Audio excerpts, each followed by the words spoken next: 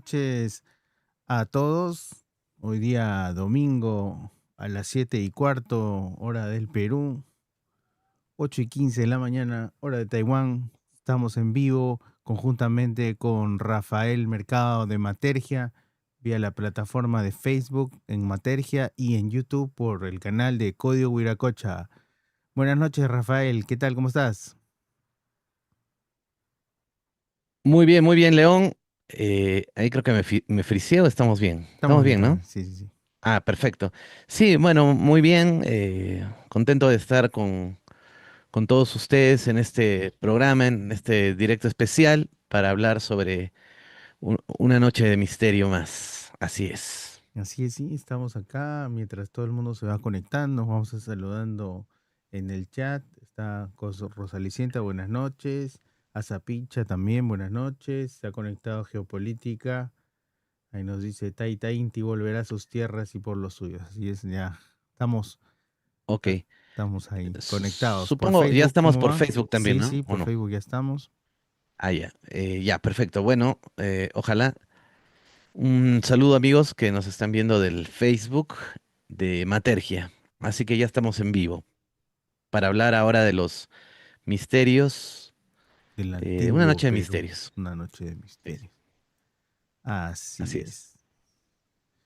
es. Muy bien. Esta noche vamos a estar presentando una introducción a los diferentes misterios del antiguo Perú. No, ¿nos comentan qué tal está el audio para ya empezar? A ver, ¿cómo está? ¿Nos escuchan bien? ¿Qué nos dice el chat? Vamos a ver. Yo creo que está bien. Sí, ya, perfecto. Parece, ¿eh? Todo parece indicar.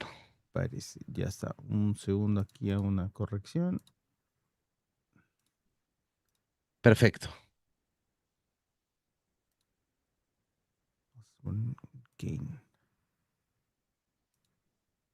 Muy bien. listo. Vamos a empezar.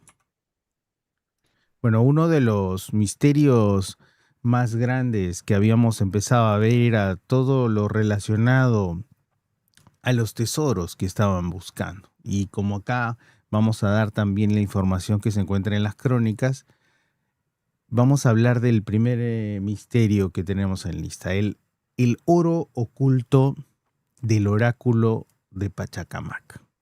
¿Quién recoge estas historias, esta información?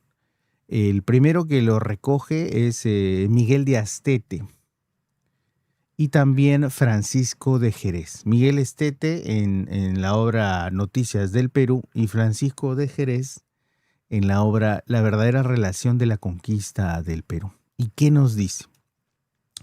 El relato original cuenta que Miguel de Astete, que habría participado directamente en la expedición liderada por Hernando Pizarro hacia la costa en el año de 1533, narra la llegada al afamado templo de Pachacámac.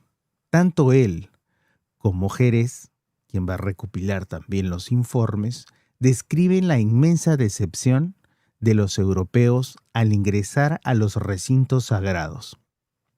Encontraron que la mayor parte de las riquezas descritas por el propio Atahualpa habían desaparecido. Los cronistas van a registrar que a partir de testimonio de los mismos sacerdotes que habrían sido sometidos a unos interrogatorios especiales, que al enterarse del avance de los castellanos, esos custodios del oráculo retiraron las cargas de oro y plata y las enterraron en secreto en los vastos arenales y valles circundantes. Esa parte que ya habíamos visto en anterioridad, la recoge también Alejandro Barco en su libro, ¿no? Los tesoros de Pachacamac y Catalina Huanca.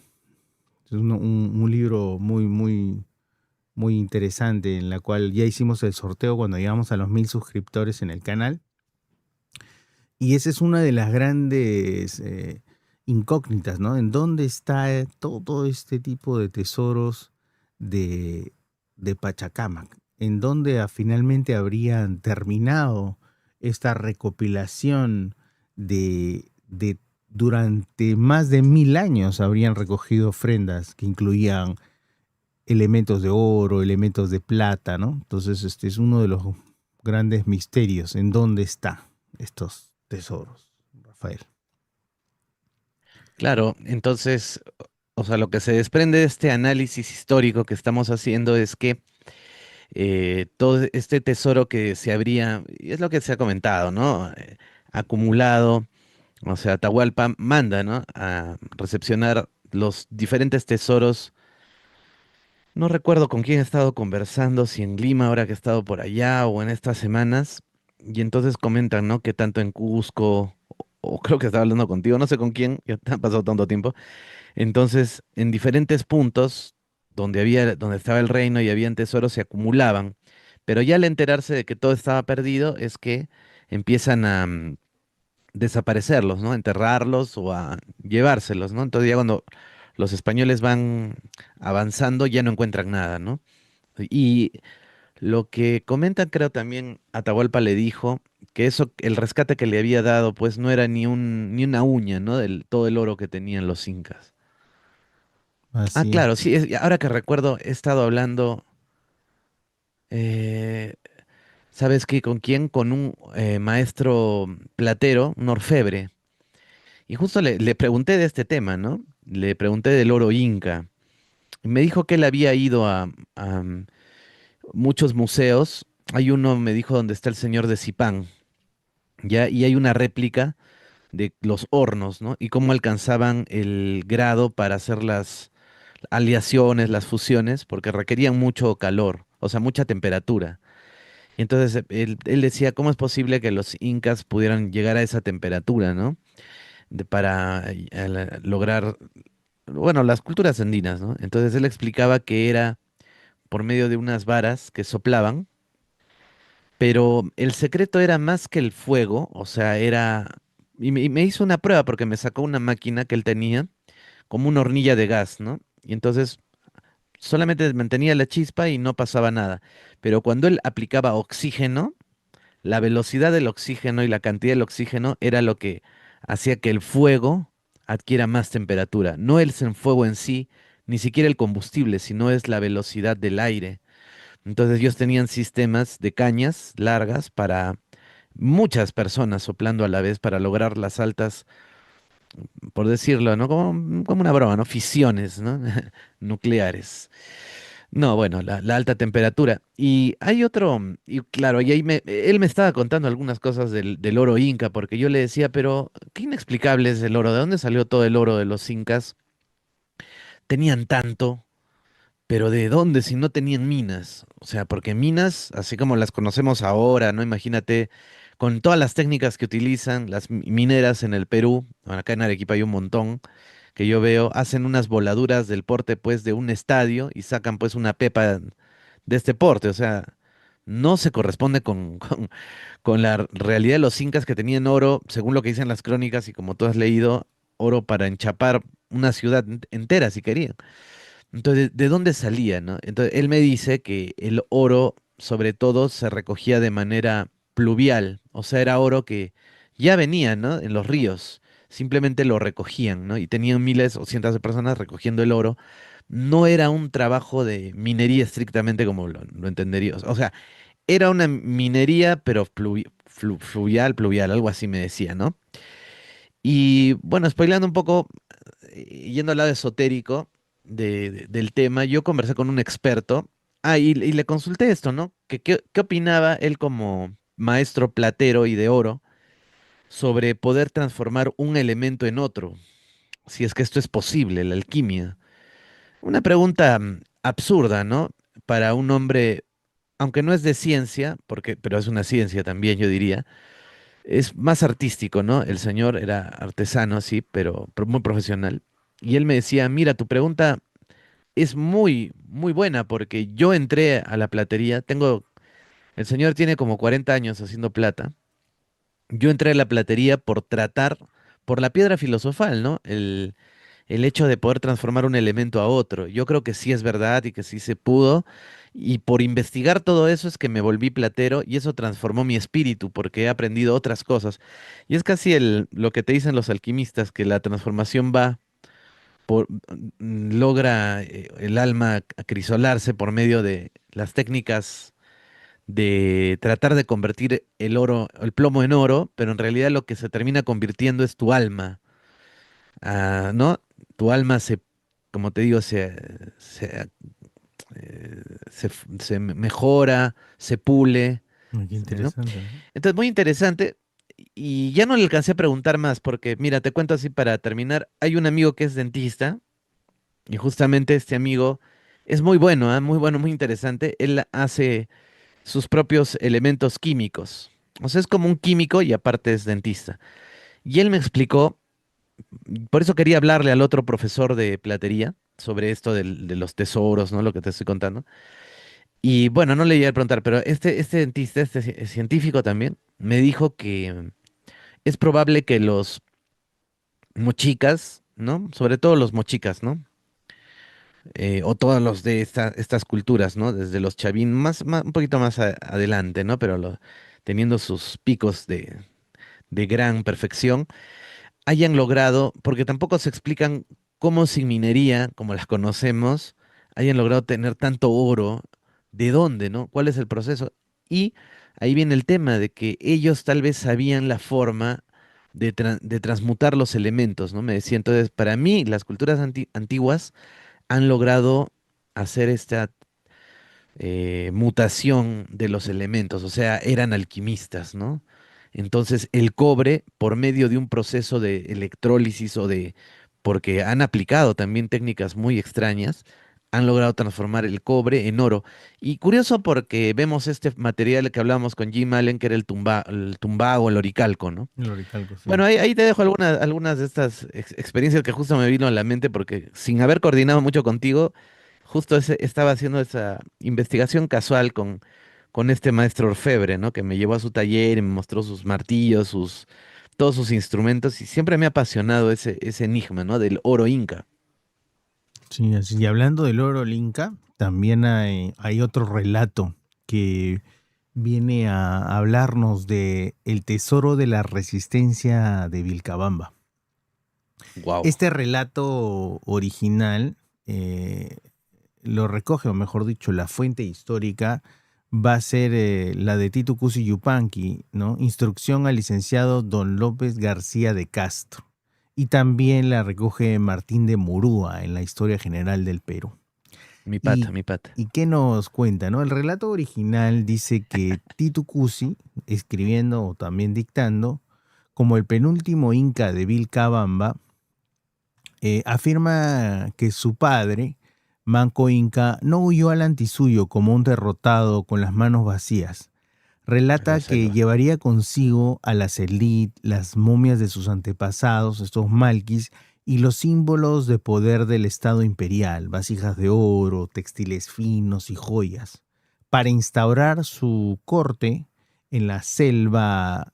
Y Martín de Murúa, décadas después, hace eco de esta narrativa, describiendo a Vilcabamba como un refugio repleto de riquezas, donde los incas rebeldes mantenían el esplendor y los rituales de la antigua capital cusqueña gracias a los tesoros rescatados de la invasión, ¿no?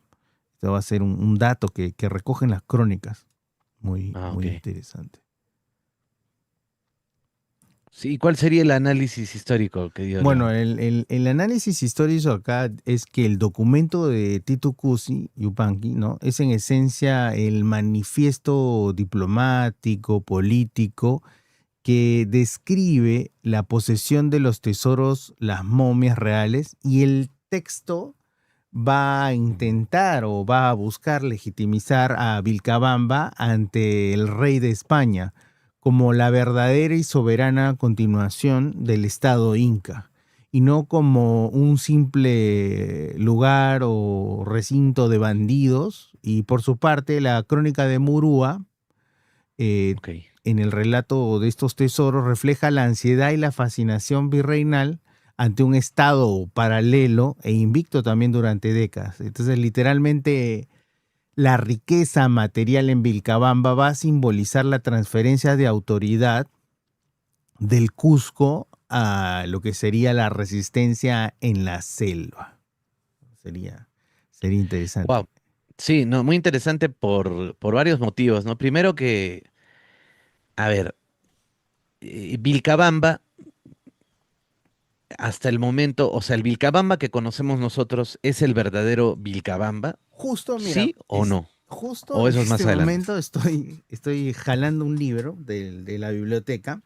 ¿O el Hay libro un te está jalando a ti? estudio que lo hace Santiago del Valle Chouza y dice Vilcabamba, el refugio sagrado de los incas. Inclusive tiene otro libro más. A ver. Ah, qué bonito. Ahí está. Acá está el otro libro que tiene. Uf, hermoso, ¿ah? Se llama también del mismo Santiago Uy. Valle de Chouza, de Machu Picchu a Hatun Vilcabamba. ¿Y qué Claro, nos...? Vilcabamba la grande, ¿no? Hatun es Claro, acá hay grande. dos, acá hay Hatun dos, acá Hosjo. justo he hecho mi tarea acá. Identifican, acá viene el relato Ah, fascinante, claro. ¿no? En realidad, lo que van a estar buscando estos historiadores durante el siglo XIX y XX No es Machu Picchu. no es Machu Picchu, no es Choquequirao, no es Espíritu Pampa, sino van a estar buscando Vilcabamba. Y como todo expedicionario de la época, lo que los movía era encontrar estos tesoros, ¿no? Y de paso, bueno, saldría la parte histórica. Entonces, en todo este movimiento, van a identificar erróneamente a Choquequirao, por ejemplo, a Machu Picchu, Espíritu Pampa, como las posibles Vilcabambas. Y acá te dice que cómo se va perdiendo en el tiempo la idea de Vilcabamba. ¿Por qué? Porque los castellanos, al tener estos lugares tan lejos, comienzan a traerlos más cerca, a llamar a estas personas que se acerquen a donde estaban mejor dicho, las construcciones españolas, y ahí es donde se crea, como tú dices, Vilcabamba la Nueva. Y Vilcabamba Ajá. la Vieja va a quedar relegada en posición y en la historia, y se van a ir olvidando de este lugar. ¿Por qué? ¿Por qué se va a conquistar el Hatun Vilcabamba? Porque al final, cerca de estos lugares, como aparece en el texto, va a Ujú. aparecer una fundación minera, como la que tú hablas, ¿no? Estas pepas Wow. de oro, todos estos lugares, estos donde llegan estos afluentes y depositan estas pequeñas pepas de oro Claro. por el tiempo, hay que entender una cosa muy interesante. El oro que va a recogerse Sí.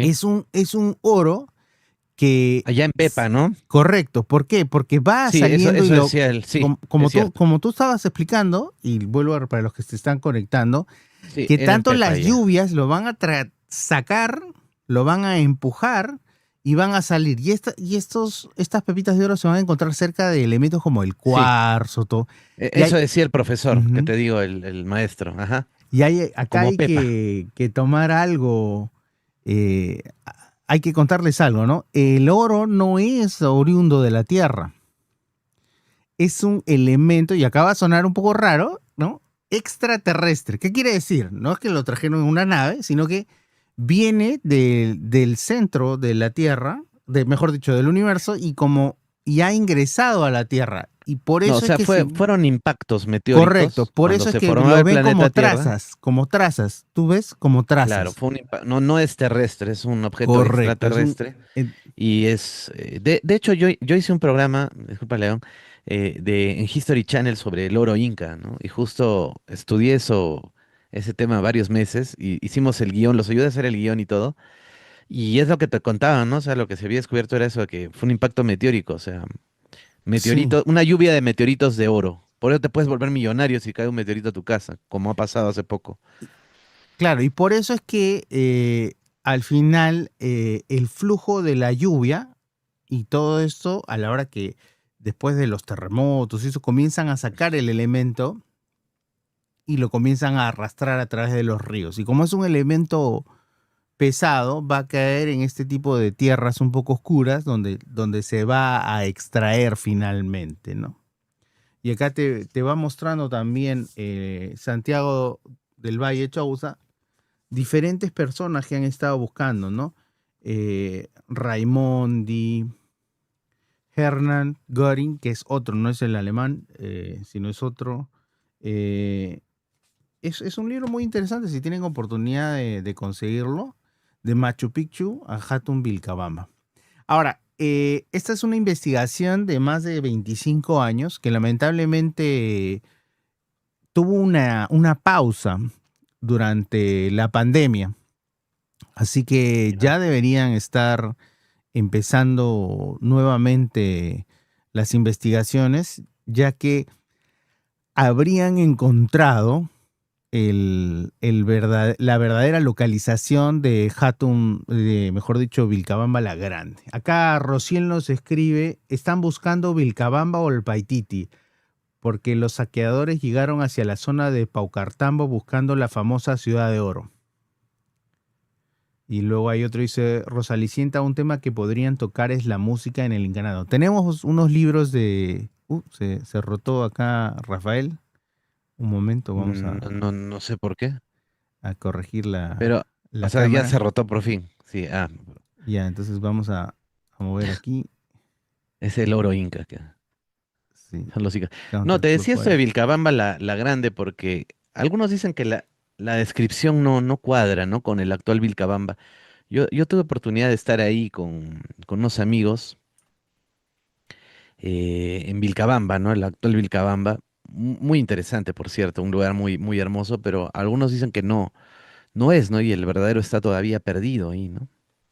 Ujú. A ver, Creo que se me hizo un sí, es un zoom, ¿no? zoom También. se hizo. A ver, entonces, Bueno, no importa, no hay problema. Nos acomodamos, no hay problema. Ya, ya perfecto. estamos ahí. Sigamos. Bueno, Muy bien, Leo. vamos a ver. Primero a Rociel, ¿no? Bueno, siempre todo el mundo ha tratado de encontrar el Paititi, ¿no? El Paititi es una ciudad que atrae a mucha gente y muchos te van a decir el valor histórico, lo que puedan encontrar, pero siempre a todo el mundo le fascina o le apasiona estas historias de los tesoros incas, ¿no? Entonces, la mayoría de investigadores van van a buscar o van a empezar a buscar estos relatos a través de estas historias de los tesoros. Ya después los enfoca en una parte académica, porque encontrar ese tipo de tesoros también da información arqueológica. No lo vean solo como la fiebre del oro, ¿no? Porque todo lo que se encuentre tiene y debe ser puesto en valor en estos museos, ¿no? Para sacar mayor información y completar nuestra historia. Bueno, volviendo a la pregunta de Rosalicienta, tenemos, como ya me habíamos indicado, libros sobre esta música. Estamos todavía avanzando esta información para poder llevarla y presentarla a ustedes, ¿no? Pero como ustedes saben, hay que leer muchísimo antes de hacer este tipo de presentaciones. No solamente es de la hora que aparecemos aquí con Rafael, hay un trabajo previo. Y siguiendo esta línea de tiempo, quizás no puedes comentar, Rafael, estas estatuas de oro, ¿no? ¿Quién recoge estas estatuas de oro de los reyes incas, estos Sí, huauquis, ¿no? sí, bueno, de repente más adelante lo comentamos también porque justo hablábamos con un amigo, ¿no? Y él nos decía que el Inca iba al antisuyo constantemente, ¿no? Y vestido de oro, ¿no? Y era como un ser de oro que avanzaba por la selva, sonando y brillando, ¿no? Y eso a los em, indígenas de la selva les causaba mucha sorpresa, ¿no? O sea, imagínate, como decíamos, ¿no? De broma, como un caballero del zodiaco, ¿no? Así como el caballero de Géminis, ¿no? Así avanzando por la selva. Y mientras tanto los miraban los indígenas, ¿no? Sorprendidos, haciendo gala ellos del oro. Bueno, muy bien. Las estatuas de oro de los reyes, de los Waukis, la fuente histórica la da Polo de Ondegardo, este que sorteó el disco de oro, ¿no? ¿O no? Creo que sí. Y Bernabé Cobo, en Historia del Nuevo Mundo, ¿no? El relato original dice así, ¿no? Ondegardo relata en sus informes burocráticos su incansable labor inquisitorial rastreando y confiscando los Waukis, hermanos o los dobles metálicos de los incas fallecidos. Detalla cómo las panacas, linajes reales, burlaban a las autoridades españolas, trasladando constantemente estas pesadas estatuas de oro macizo para ocultarlas en machayes, ¿no? En cuevas secretas en las montañas. Cobo explica la teología detrás de esto. Cada inca en vida mandaba fundir su huauqui, dotándolo de tierras, siervos y tratándolo con la misma reverencia que al soberano vivo o a su momia. El análisis histórico de esto sería que los informes de Ondegardo son documentos de extirpación de idolatrías y control administrativo. Textualmente, exponen la colisión de dos paradigmas ontológicos. Para el burócrata español, el Wauqui de oro era, o sea, el Wauqui era oro, oro capital, y también a la vez era idolatría, una herejía que debía ser fundida. Para la narrativa indígena que resiste en el texto, el Wauqui era una entidad viva, poseedora de agencia y de derechos de propiedad. El relato del ocultamiento de estas estatuas no es el de piratas escondiendo un botín, sino el de familias protegiendo a sus ancestros divinizados de la destrucción ontológica, ¿no? Entonces los españoles pues buscaban esto para fundirlo, ¿no? Claro. Así es. Sí, se llevaron cantidades, ¿no? Gigantescas de estos tesoros para fundirlos y, bueno, convertirlos en Ócale. lingotes. Luego, muchos de estos barcos también. Imagínense la cantidad de barcos que se llevaban, que existen muchos naufragios hoy en día que se han encontrado llenos y Claro. repletos de estos tesoros, ¿no? Hay uno en especial que recuerdo mucho, que es este barco de Nuestra Señora de Atocha, que habría naufragado en las costas de la Florida, Ah, ¿no? ok. De Estados Unidos, Claro. por un huracán. Y durante décadas y décadas se fue Los galeones. buscando este tesoro, estos galeones, y esta familia de expedicionarios marítimos americanos finalmente encuentra estos lingotes de oro, de plata, rubí, esmeraldas, un montón de piedras preciosas que van encontrando. Y Yo inclusive, conocí un buzo, ¿ah? Ah, bueno, sí, ajá, dime, inclusive tenían una página web en donde uno podía comprar algunos elementos que contenían parte de este naufragio, ¿no? Imagínense la ah, cantidad de wow. oro hay otros barcos hundidos. El último, si no me equivoco, fue encontrado cerca de las costas de Colombia. Y acá venía el famoso de a quién le pertenece, ¿no? El tesoro. Obviamente la corona española lo reclamaba al tener bandera del imperio, ¿no? En España. Ese barco también era parte de los tesoros del virreinato del Perú, pero finalmente estaba en las aguas colombianas y según la legislación internacional actual le pertenece a Colombia, ¿no? Entonces los colombianos harán Claro. uso de este tesoro, ¿no? Ojalá que lo No, pero pongan. en Perú hay mucho hundido. Justamente yo conocí en una caleta, fui a la caleta San José y justo llegaba para hacer el sembrado de conchas marinas o no recuerdo qué exactamente, pero eran animales o plantas también para restituirlas, como una parte de conservación, como el yuyo, ¿no? Algo así, ¿no? Querían conservar esto en la caleta y habían contratado dos buzos, que ellos buceaban mucho hacia Piura. y justo estaba con el doctor Choi, y el doctor Choi conversaba con ellos, ¿no? Y les decía que por Piura había un galeón hundido, que tienen pues estas monedas, ¿no? Y estas monedas de oro pues son costosísimas, o sea, si tú encuentras un puñadito así, ya eres millonario. Y generalmente estos galeones son del Estado peruano, ¿no? Lo que nos comentaba esto, que, o sea, todos los barcos que están hundidos y si tú encuentras monedas o los galeones, eso es automáticamente embargado por el Estado peruano. Te permite, creo que te pagan algo, ¿no? Pero no, pero el tesoro va al Estado. Yo no sabía esto, ¿no? Y también comentaba de que estos galeones ocultan custodios, o sea, hay como una entidad que los protege. En este caso era un mono, o sea, un mono en las profundidades del mar, imagínate, algo muy raro, ¿no? Como una especie de mono nadador, ¿no? O sea, es un animal criptozoológico prácticamente, ¿no? Un críptido, ¿no? Y contaban que estos galeones en el norte como una especie de tritón, pero más con forma de mono que los protegía estos galeones. Y entonces nos contaba de que hay expediciones, contratan personas o van buceando, ¿no? Estos buzos, todo el litoral peruano en busca de estos galeones hundidos, ¿no?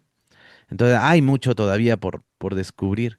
Y yo quería tirarte un dato, León, ya que hablábamos de esto, sobre el rescate de Atahualpa, aunque lo mencionamos al inicio, pero justo en mis archivos tenía este dato, ¿no? Que según las crónicas de la época, el rescate obtenido para la liberación del Inca fue equivalente a 1.326.539 pesos de oro. Ya esto equivalía casi a 6.000 kilos de oro, tesoro que se repartió, dice rápidamente, Pizarro, sus hombres, después de dejar la quinta parte para el rey. Pero a pesar de, o sea, imagínate lo escandalosamente ricos que fueron los españoles con 6.000 kilos de oro y haciendo una conversión al día de hoy, ¿no? Ese oro que no ha perdido valor, más o menos estamos hablando son 6 toneladas, ¿no es cierto? Más o menos son 1.000, o es 1 billón de dólares, ¿no? 1.000 millones de dólares estadounidenses, o 900 millones de dólares estadounidenses, que creo que es 1 billón de dólares, ¿no? Entonces imagínate, solo en el rescate de Atahualpa, ¿no? Imagínate todo lo que después se llevaron. Entonces son cifras escandalosas, ¿ah? Claro. Bastante, bastante oro. Y siguiendo, a ver, que nos comenten en el chat si les están gustando estas historias, estos tesoros que se encuentran en las crónicas documentados. Vamos a pasar a otro de estos historias de tesoros que están también recogidas en las crónicas. Una de estas se trata de los cargamentos de oro perdidos del general Calcuchímac en el Valle del Mantaro. La fuente principal de esta historia la va a recoger Pedro Cieza de León en la Crónica del Perú. Un bonito nombre tenía el señor. Cieza de León, en el relato original, cuenta que al transitar por la Sierra Central, recoge una tradición oral entre los indígenas huancas y los veteranos de la conquista. El cronista va a escribir que Calcuchímac, que había sido el fiero general de Atahualpa, había pasado por el valle de Jauja para reunir oro destinado al cuarto del rescate. Sin Ujú. embargo, tras ser capturado, apresado por los españoles y anticipando ya su final, Calcuchímac va a dar órdenes secretas de desviar y finalmente esconder estas inmensas caravanas de oro en una quebrada inaccesible del Mantaro.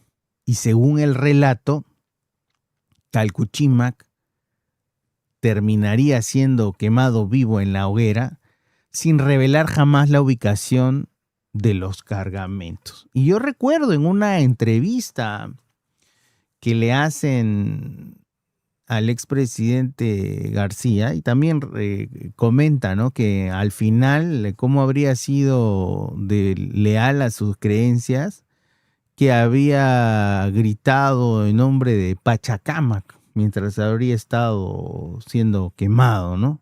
A diferencia de otros que por el dolor, por el miedo o por diferentes razones, se convertirían en su final al cristianismo para evitar ser quemados, ¿no? O sea, la convicción que habría tenido Calcuchima para evitar las brasas y el fuego, ¿no? Es algo impresionante, ¿no?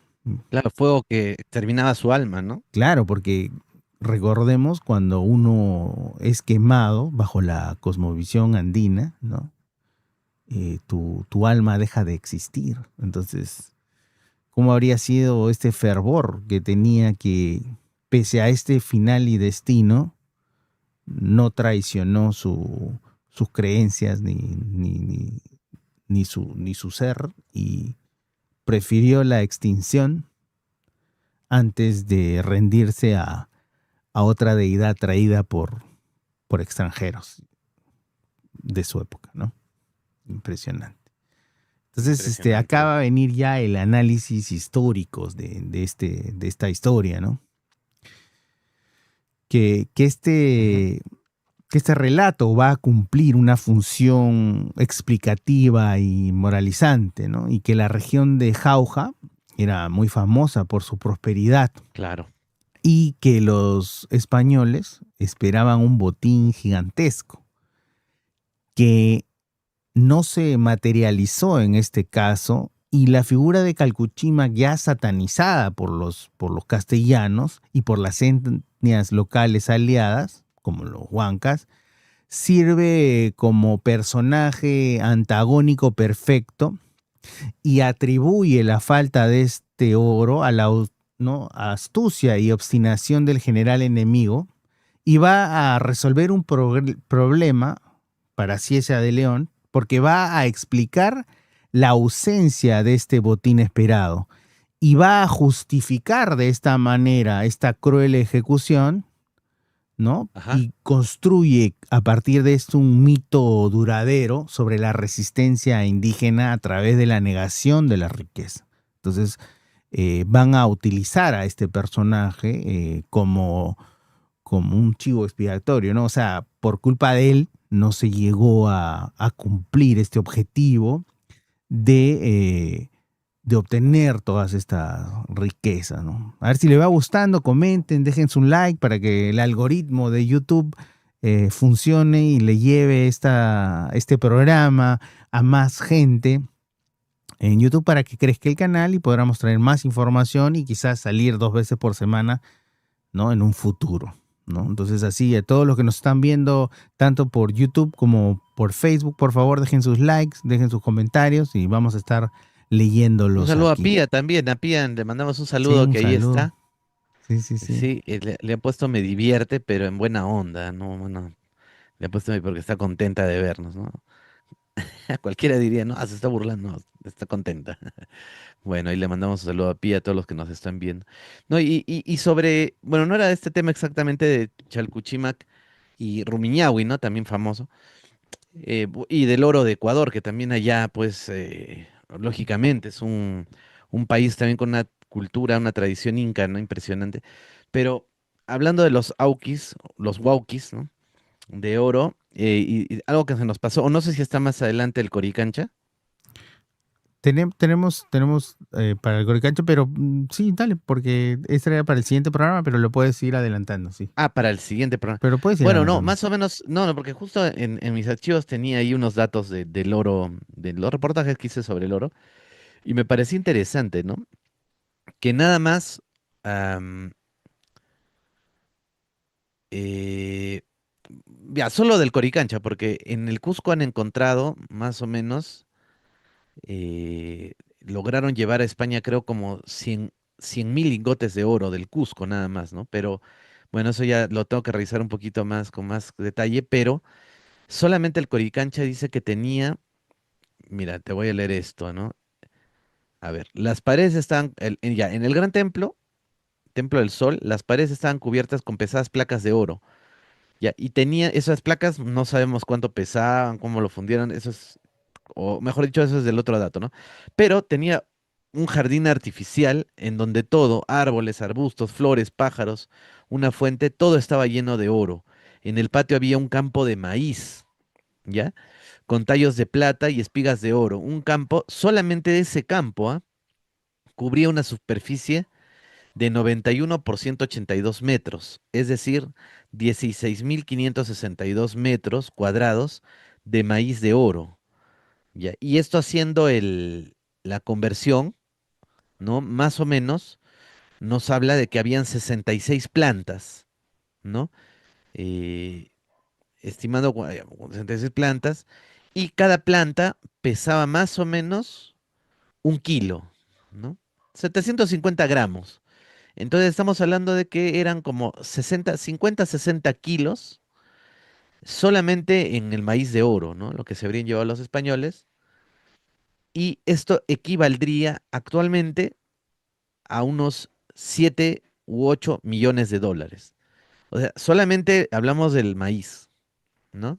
No hablamos de las estatuas, ni de los wauquis, ni de las planchas, ni de todo lo demás de oro. O sea, simplemente para hacer un pequeño ejercicio monetario de cuánto era el jardín, solo las plantas de maíz, que muchos han dicho que es mentira, que no, pero si tú has tenido oportunidad de ir al Museo del Coricancha León, y yo sé que has visto un maíz de plata, Así es. y entonces esos maíces de oro existían. Ahora hay que dar Entonces, también una información ahí, agregar, sí, 7 millones de dólares, hermano. Ya, adelante. hay que agregar también el sensible fallecimiento del prior Benigno Gamarra, ¿no? Hoy día fue su misa, por cierto, en Radio San Martín de los Dominicos, y dijeron su nombre completo, sí, el Ujú. padre Benigno Gamarra. Benigno Gamarra habría sido durante mucho tiempo considerado como el guardián de la chincana, ¿no? Porque comentó que él mismo habría visto estas coronas de oro que habrían sido fundidas a partir de este famoso choclo de oro, ¿no?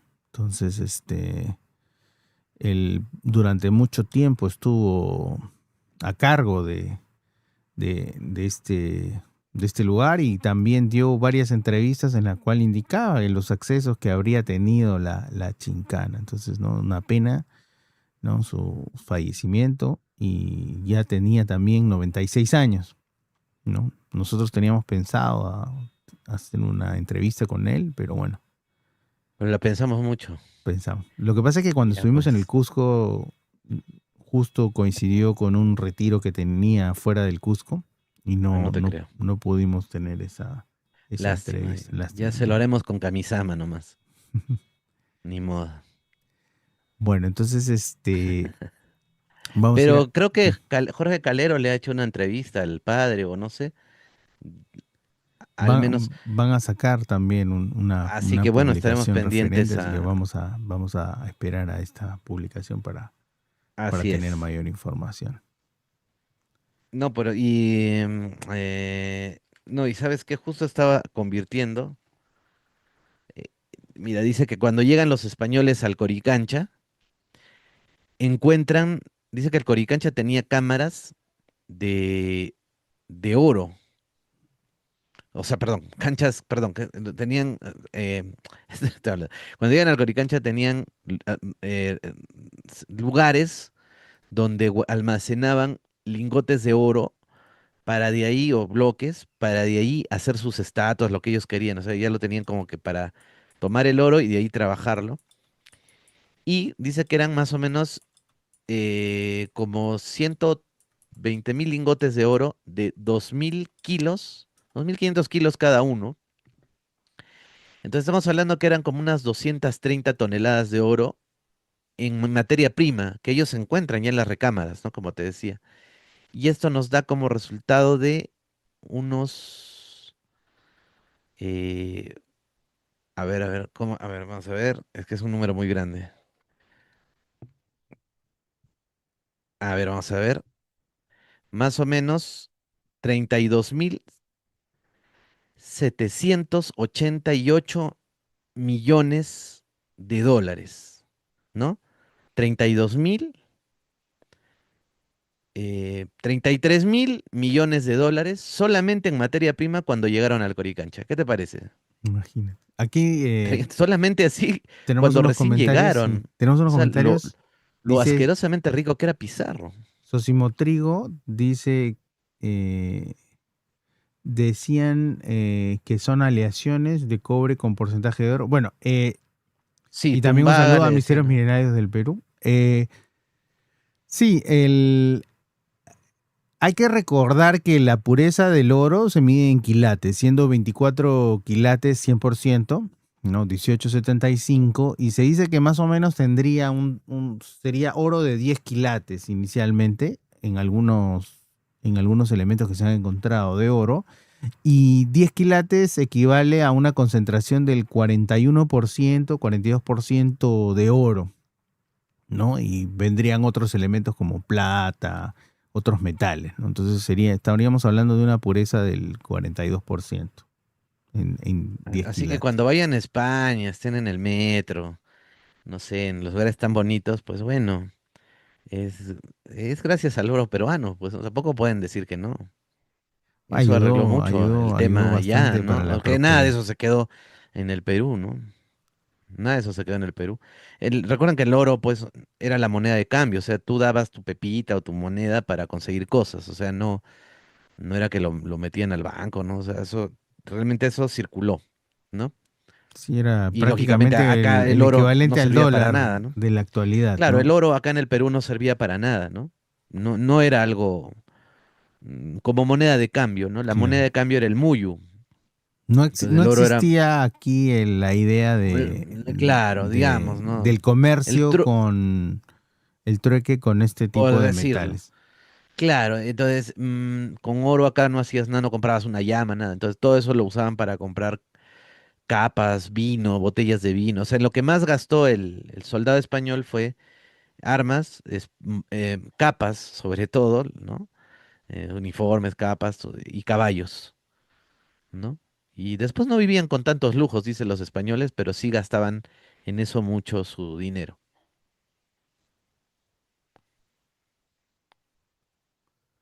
Así es. También el comercio que se realizaba exclusivamente ¿no? Con España, no dejaban otros países Claro, o imperios.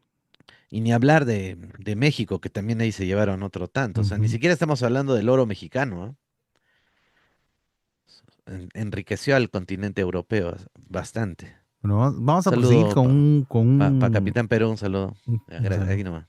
Ya, recórtalo eso. Vamos a hablar ahora del mito temprano del Incarri, ¿no? Ahorita que están hablando de Tupac Amaru, la cabeza separada del cuerpo, porque hay dos, ¿no? Tupac Amaru primero y Tupac Amaru segundo, ¿no? Entonces, aquí el nombre del mito viene siendo ¿no? El Incarri, ¿no? ¿Y en dónde aparece esta información? Entonces, la fuente histórica principal son los documentos de extirpación de idolatría de Cristóbal de Albornoz. También Felipe Guamán Poma de Ayala en la nueva Crónica y Buen Gobierno, o como lo escribió Corónica, ¿no? Y el relato original cuenta que el visitador de idolatrías, Cristóbal de Albornoz, va a documentar en el siglo XVI el pánico administrativo ante los movimientos milenaristas andinos, ¿no? Y acá vendría el Taqui Oncoy, ¿no? Que Uh, predicaban la resurrección de las el huacas. mesianismo, el Por su mesianismo. parte, Guamán Poma va a ilustrar de manera desgarradora la decapitación del último inca de Vilcabamba, Tupac Amaru I, a manos de los castellanos, en un evento que la tradición oral a menudo fusiona con la muerte de Atahualpa, ¿no? A partir de estos traumas, como así se le llama del pueblo, surge el relato de que los castellanos cortaron la cabeza del Inca, este Incarri, ¿no? Que vendría siendo la contracción de Inca Rey, Incarri, y la enterraron secretamente en el Cusco o también en Lima. Y el mito aquí asegura que Ujú. esta cabeza está viva en el subsuelo y que lentamente está regenerando su cuerpo. Y cuando el cuerpo esté completo, este Incarri emergerá y habrá un Pachacuti, la inversión del mundo, y se restaurará el orden cósmico expulsando a estos invasores. Entonces acaba de venir ya el análisis históricos, ¿no? Entonces, Ujú. este mito va a ser el pináculo de la resistencia andina. Y Guamán Poma utiliza esta decapitación como el símbolo máximo de la ruptura Mm. cósmica, ¿no? Que vendría siendo el Estado como cuerpo social Ujú. que ha sido decapitado, y el texto evidencia un profundo sincretismo. ¿Por qué? Porque toma el concepto político europeo del rey y la idea cristiana de la resurrección, pero lo subordina a la antología andina del tiempo cíclico, ¿no? Que vendría siendo este Pachacuti, y a la metáfora andina de la semilla, como hemos visto, ¿no? Este del Ucupacha emerge hacia el Caipacha, ¿no? Va a germinar esta semilla.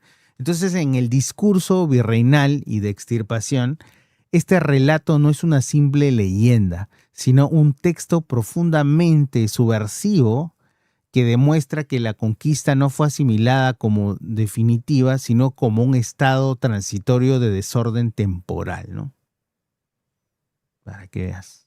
Es, Claro, hay muchos estudios del mesianismo andino, mesianismo y apocalipsis también andino, ¿no? ujú, Sí, para, sí, sí, es muy, muy interesante el movimiento de Taki Oncoy, que tú has visto pues la novela Eva del Edén, ¿no? sí, ¿O no la muy has buena. visto? Muy buena, muy Ahí buena. hablan un poco de este movimiento, Sí, ¿no? Ahí sí, se ve sí, al sí. famoso Juan Chogne, Juan Chogni, sí, sí. interpretado por Valentín Condón. No, no sé cómo se llama el actor, pero muy bueno. Y con todas las... No, esa novela es lo máximo, ¿no? Ahí Ya, aprendes bastante. Creo que sale hasta Tupac Amaru, me parece, en la novela. aparece O en la en... Perricholi, no estoy seguro. No, ahí Ahí o en la aparece Perricholi. Sí aparece. Arenas, ¿no? ¿Te refieres? Mm, Creo que sí. No, o sea, Guamán Poma... Ah, no, perdóname. No, Tupac Amaru... No, no, Tupac Amaru aparece pidiéndole conferencia al virrey. O no, claro, sí, aparece Tupac Amaru y lo trata mal el virrey, el No, Isola. ahí lo interpreta Taulichusco. Te estás confundiendo. Que No, no, no vendría, el le habría... actor, no, no, Arenas no, no, no, Arenas no, es otro, Ah, otro. bueno, yo he visto El que los ha muerto hace capítulos poco, Paul que... Castelo.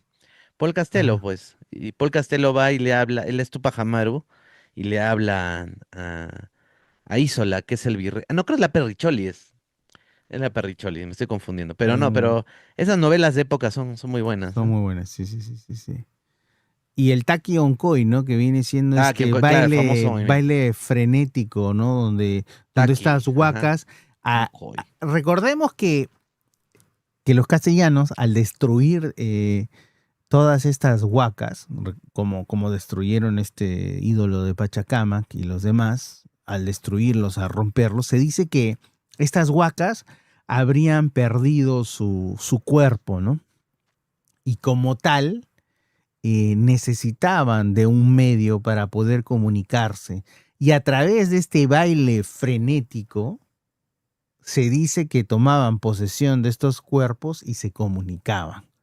Como que este tipo de baile vendría siendo un nexo comunicador que sería estos cuerpos como plataformas de comunicación, ¿no? Entonces, por eso es que había tal represión, ¿no? Entonces, acá viene también el argumento de no hubo, eh, ¿cómo se dice?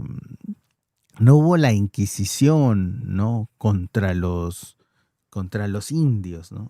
Oh, los indios no, porque eran nuevos cristianos. No, no No, no, tenían alma, ¿no? no, claro, no. No, estaba en duda. Llega un momento en que dicen que probablemente los indígenas tenían alma, ¿no? Los negros no tenían, Ah, eso sí. ¿no? Los negros, Cuidado los con el algoritmo. afroperuanos, bueno, no tenían, Claro. no tenían ellos. Y los indígenas se especulaba, ¿no? Había teorías de que podían tener,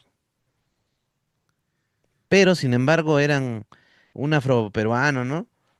Afrodescendiente, valía más, pues, porque costaban más, entonces los cuidaban más.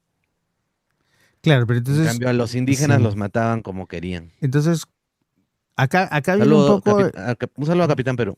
No, solamente un saludo. Y es cajadilla también. acá viene la parte, ¿no? O sea, bueno, si bien en muchos casos, porque también hay indicios de que esta Inquisición no, supuestamente no se metía con la parte indígena, estaba la extirpación de idolatría, que eso sí te destrozaban, ¿no? O sea, no, bueno, la Inquisición no fue, pero fueron los otros, ¿no?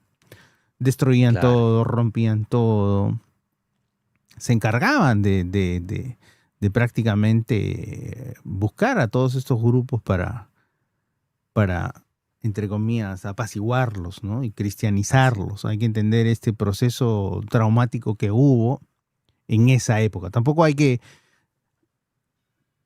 tomarlo en contexto histórico, ¿no? No es lo mismo ni la España de 1500, ni tampoco el cristianismo de 1500, ¿no? Ya son tiempos diferentes. Entonces, Claro, pero hay muchos podcasts así que lo romantizan, ¿no? sí, hay podcast que Hace dice poco salió que fue uno lo en mejor Jordi que Wild. nos pudo haber pasado, ¿no? Sí, claro, tampoco hay que, o sea, claro, obviamente Claro, un tampoco, español de o sea, ahora, pues, incluso los españoles dicen, oye, tú eres cuando los peruanos así les reclamamos, nos dicen, pero ustedes son los españoles que se quedaron. claro, Ustedes son, nosotros nunca fuimos para allá. claro, Te son, dicen, ¿no? son tus No abuelos. son, son tus abuelos, ¿no? No son los míos, te dicen, ¿no? Y ya O bueno, sea, acá, eso, acá hay que ellos entender, dicen eso, pero por el otro lado, tampoco romanticemos, ¿no? Que fue lo mejor y que no. mira, Mira, permíteme este ujú, dato para que te sigas horrorizando. Mira, más o menos, a ver, déjame ver acá la fuente, ¿no?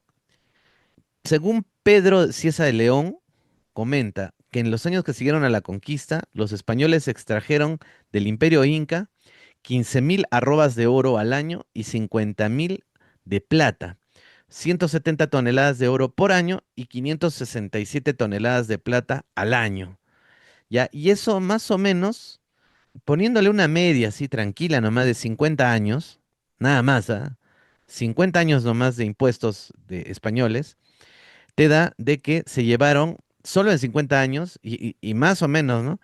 Como 9.000 toneladas de oro y unas 30.000 toneladas de plata.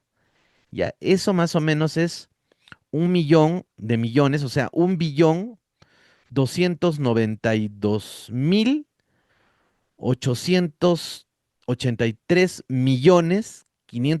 1.292.883.547.000 dólares. Más o menos esa es la cantidad de dinero con la que se puede pagar la deuda externa de varios países de Latinoamérica juntos y sobraría dinero, imagínate. ¿no? Y es el PBI de un país, no sé, por no sé cuántos años. O sea que es más o menos es 1 billón, o sea, 1 millón de millones, 292.000, 300.000 millones de dólares, Güey, ¿no? O ya sea, vas a aparecer un millón Acuña. de... No, por eso te decía, Acuña decía 1 millón de millones. Eso me acordé justo cuando le decía, ¿no? Es 1 millón de millones, 300.000 millones, 300.000 millones, 547.000 dólares, ¿no? Más o menos, ¿no? O para dejarlo así, un Plata millón como de cancha, hay que millones, dejarlo no, así. ni Plata siquiera como se puede cancha. contar. Y eso es la deuda externa de Latinoamérica, ¿no? O sea, todo ese dinero que se quedó en México, se quedó en la Guyana Francesa, se quedó en Colombia Ujú. o se fue a Europa, ¿no? Entonces explica por qué España fue tan rica, ¿no? Eso no se quedó en el Perú. Sí, sí, sí. Un saludo al Capitán Perú, nada más, eso era todo, gracias. A tu Hasta luego. tocayo Rafael. Sí. Entonces, Ya, Cajadías, Cajadías. entonces, bueno, hay esa parte, ¿no? Que se habla mucho. Y ahora que estamos tocando esa parte de que no, que nos beneficiaron y todo, bueno, hay que ver también de una manera holística, ¿no? Se dice mucho Claro.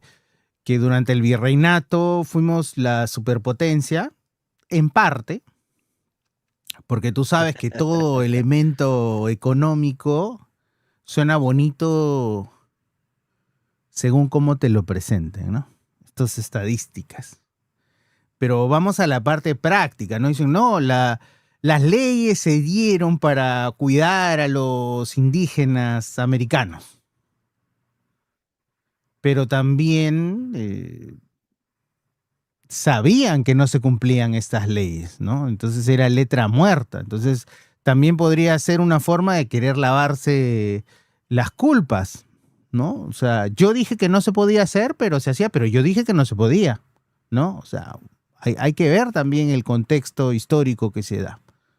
Hay que ver también que durante 300 años casi, si éramos tan importantes, nunca vino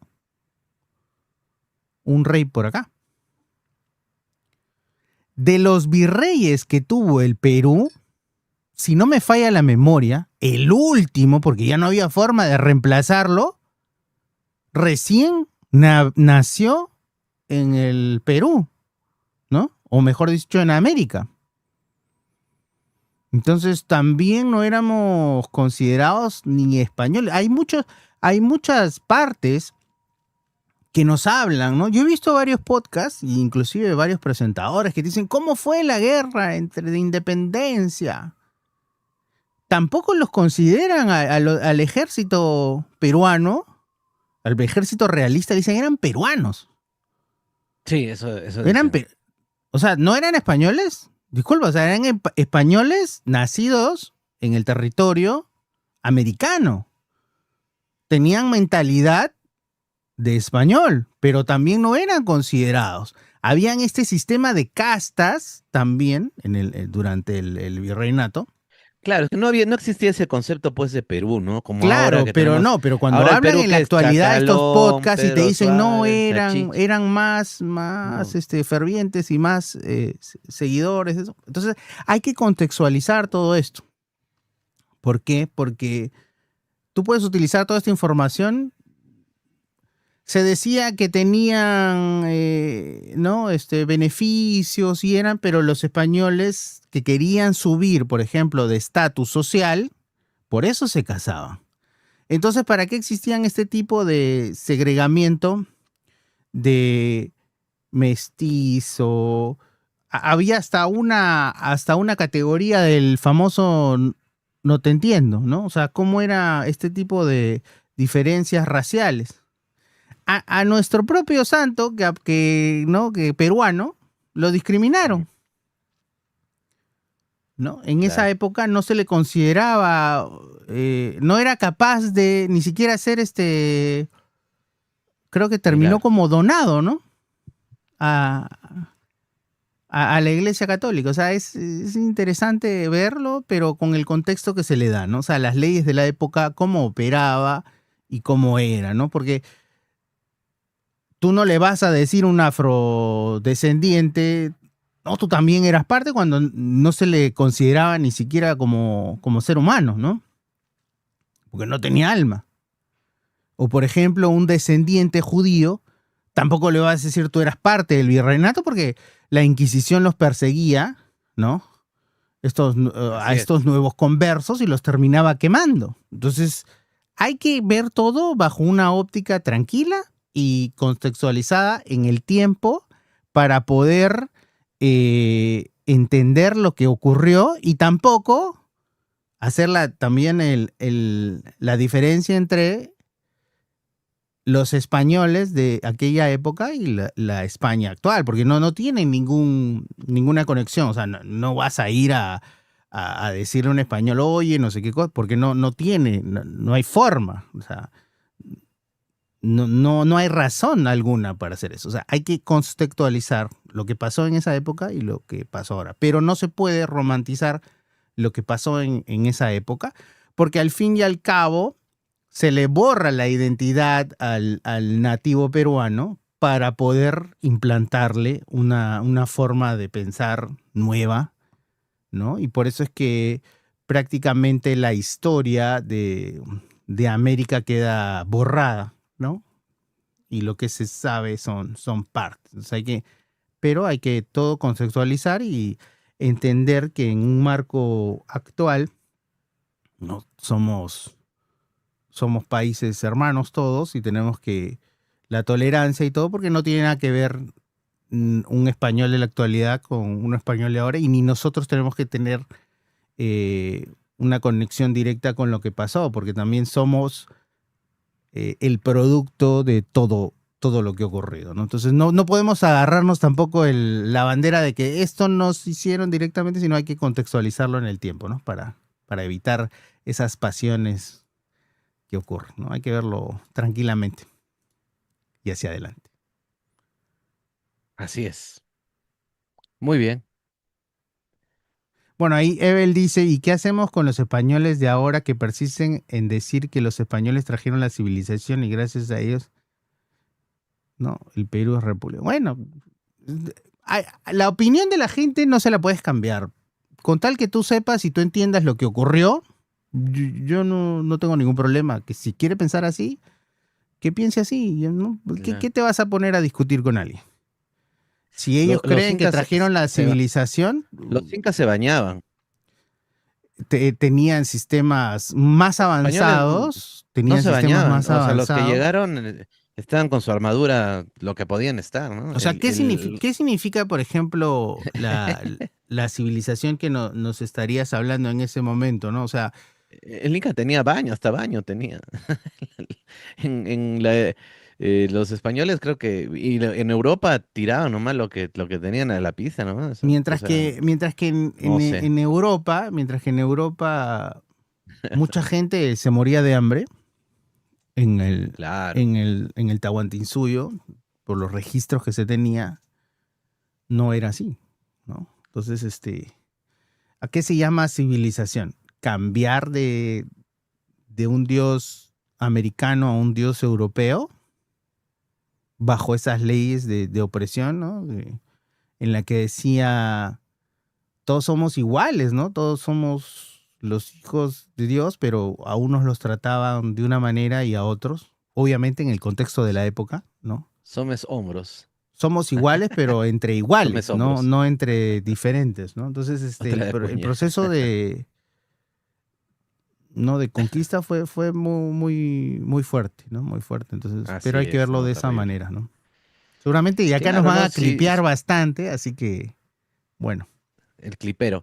Sí, que vamos a contratar. No, y aparte, si no, no estaría, pues, o sea, Guamán ya lo ha denunciado bien, ¿no? O sea, con dibujos y todo. O sea, que han habido maltratos y por gusto, algunos youtubers, ¿no? Historiadores, tratan de hablar lo otro para que los inviten a España, ¿no? A los programas y la madre patria y todo eso, o sea, y niegan, ¿no? La verdadera historia de que, por ejemplo, tú sabes cómo los españoles llegaron a acumular todo ese oro, o sea, se llevaron el oro, no porque lo encontraban, o sea, una parte en el Coricancha, como hemos hablado, y del rescate, siendo el rescate un secuestro, ¿no? O sea, secuestraron a una persona y al pedir el rescate de esa persona, de ese secuestro, es que obtuvieron el oro, pero eso fue lo más tranquilo, ¿no? Porque ellos recurrían a la tortura de los indígenas para poder saber dónde estaban los enterramientos de las momias. Eso está en la historia, está en las crónicas. Por medio de la tortura es que ellos conseguían los lugares donde estaban los enterramientos, los cementerios, ¿no? Y ahí entraban a las huacas y destruían, no tanto por el oro en sí mismo, ¿no? Porque no estamos llorando por el tema de que queremos que nos devuelvan los lingotes de oro, sino la información que se perdió, ¿no? Imagínate lo que hubieran hablado las estatuas de... Porque si a mí me dan una estatua, me dicen, acá está la estatua de Manco Cápac, en la vida creo que el Perú la va a fundir y va a hacer con eso oro y lo va a meter al banco. No, eso es un valor ya inmaterial, ¿no? De la nación, nos daría información de cómo era el Inca, sus costumbres, más allá del oro, del material, el objeto en sí mismo como objeto de estudio, ¿no? Claro. Por eso sí, una vez yo le pregunté a Jorge, ¿no? ¿Y qué tesoros, qué cosas se ocultarán acá, ¿no? Y él me riñó, me acuerdo, me dijo, no, oye, piensas en el oro nomás. No, no, pero yo no preguntaba por eso, sino tesoro puede ser un quipu, ¿no? Un quipu de oro, una información que te llegue. Para mí esos son los tesoros, ¿no? Ujú. Entonces, bueno, Y ahora así que, vuelvo a sigamos, sí, repetir, sí. vuelvo a Adelante, Leoncito, repetir. por favor. No confundan los tiempos. Una cosa son España de la actualidad y otra cosa es España de aquella época. No, no confundan. Aunque yo también diría, ¿no? Europa y España que se beneficiaron de ese oro. O sea, cuando tú ves, y sabes qué, León, estuve hace poco en Lima, y yo mandaba mis stickers, pues, a mi familia de la paisana Jacinta, ¿no? Cuando yo voy años a Lima, ¿no? Pero yo mandaba mis stickers, ¿no? De broma, ¿no? Porque realmente, o sea, yo la verdad me siento más cómodo en Cusco, ¿no? Me siento más cómodo en Puno, en el lago Titicaca y la ciudad, o sea, la Lima, ¿no? Es bella y todo, pero yo veía, por ejemplo, la cantidad de personas de parques y jardines, la cantidad de agua que usan incluso para piletas, ¿no? Y el agua a veces no llega a todos los rincones del Perú. O sea, vemos en nuestra misma capital actual de los peruanos, vemos muchas injusticias donde se agrupa tú sabes que Machu Picchu, todo lo que gana Machu Picchu no es para mejorar el Cusco o Machu Picchu, sino para mantener todas las otras estructuras gubernamentales del turismo y otros centros arqueológicos del Perú. O sea, Machu Picchu, todo lo que recibe Machu Picchu va al Perú, va a Lima. Y los impuestos de los peruanos, en su gran mayoría, van a Lima, ¿no? Y gracias a eso viven mejor allá, entre comillas, ¿no? Pero tienen mejores servicios desde una gran, por ejemplo, yo te hablo desde mi punto de vista desde una gran biblioteca, ¿no? Digitalizada, muy bonita. Hay muchos trabajadores en una biblioteca, te atienden dos personas, hay tres guachimanes, hay tres que te traen el libro. O sea, ahí nomás en atender a una persona hay 10 personas. A mí me han atendido 10 personas por cada libro que sacaba León. ¿No? Y acá, tú vas a una biblioteca municipal de Arequipa, está todo así con fichas, pintarrajeado, ni te prestan el libro. O sea, la distancia entre una provincia y la capital es muy grande. Y entonces, el mismo ejercicio es para Europa, ¿no? Entonces, tú vas a España o a Europa, a estos países que se beneficiaron de los impuestos a América, y yo creo que ahí entiendes por qué le dicen el primer mundo y nosotros el tercer mundo, ¿no? O sea, ese sería el ejercicio para entender cómo el flujo del dinero, de quién se llevó el botín y cómo las personas que viven ahora, bien o mal en España, pero o en Europa en sí mismo, Francia y otros países, pues es parte de de las colonias, ¿no? O sea, creo que es innegable, ¿no? Que de ahí ha venido mucha materia prima, mm, hasta, bueno, no puedo decir la palabra, pero hasta servidumbre, digamos, ¿no? Que han tomado de otros continentes, ¿no? Entonces, por eso estas son potencias ahora, ¿no? Y viven bien, ¿no?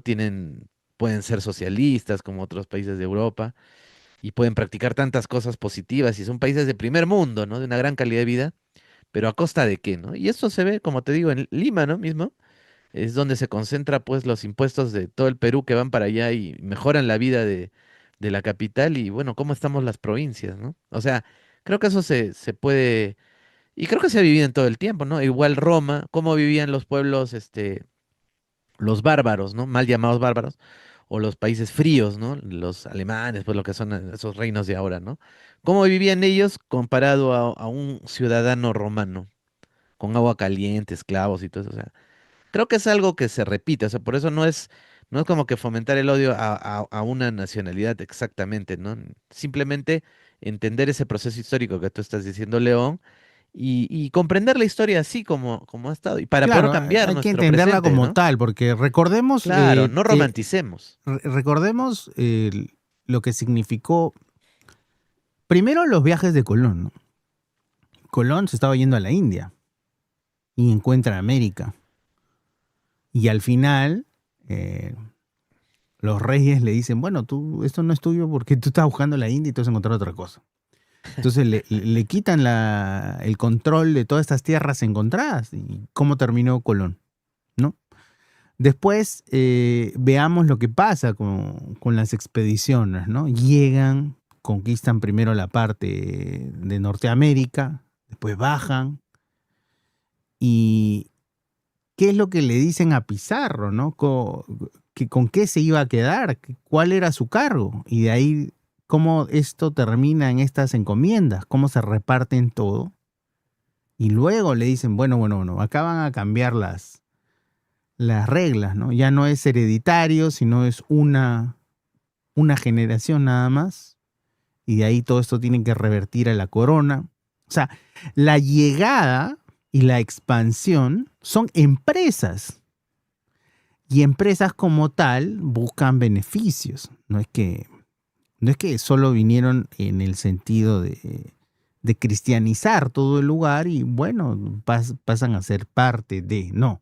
O sea, tenía un enfoque empresarial, ¿no? Un enfoque de obtener beneficios a través de estas inversiones. Recordemos que los que llegaron con caballos, otros traían sus armas, que eran su propia inversión, ¿no? El que venía a caballo recibía mayores pagas, ¿no? Al que venía a pie. Entonces, son personas comunes que están buscando un beneficio y como tal luego tributar a la corona. Entonces, entendamos ese proceso de expansión, ¿no?